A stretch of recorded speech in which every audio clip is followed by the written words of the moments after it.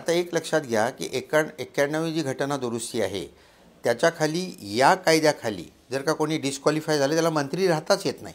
त्यामुळे शिंदे मुख्यमंत्री राहणार नाहीत आणि आपण इंग्लंडमधनं वेस्टमिन्स्टर मॉडेल घेतलं असल्यामुळे मुख्यमंत्री किंवा पंतप्रधान हे गेले तर ते सरकार पडतं. आता हे सरकार पडल्यानंतर गव्हर्नर पुढे असा प्रश्न निर्माण होईल की दुसरा कोणी व्यक्ती अशी आहे की ज्याला मेजॉरिटी आहे, हा गव्हर्नरचा प्रेरॉगेटिव्ह आहे, म्हणजे विशेषाधिकार आहे.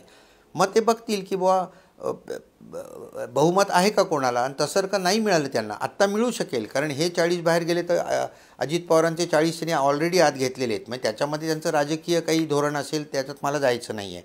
परंतु कोणालाच जर का बहुमत मिळालं नसेल तर ते राष्ट्रपती राजवटीची सजेशन देतील. मग राष्ट्रपती राजवट आली तर 6 महिन्याच्यात निवडणुका घ्याव्या लागतात. तोपर्यंत सगळी सत्ता गव्हर्नरच्याच हातात येईल, म्हणजे पुन्हा पंतप्रधानांच्या हातात येईल. त्यामुळे विन विन सिच्युएशनच आहे तिथे. देश विदेशातील प्रत्येक घडामोडींचे लाईव्ह अपडेट मिळवण्यासाठी आता साम टीव्हीच्या सर्व सोशल मीडिया प्लॅटफॉर्मला लाईक, फॉलो आणि सबस्क्राईब करा. तसंच सर्व नोटिफिकेशनसाठी बेल आयकॉन प्रेस करायला विसरू नका.